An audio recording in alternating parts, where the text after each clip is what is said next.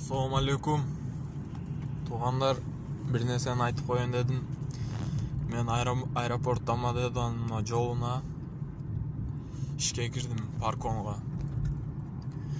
Монтип мен эле машинада штраф тартам.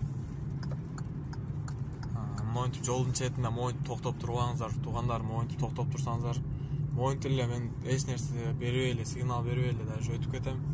Эртең бекер штраф келет өзүңүздөргө.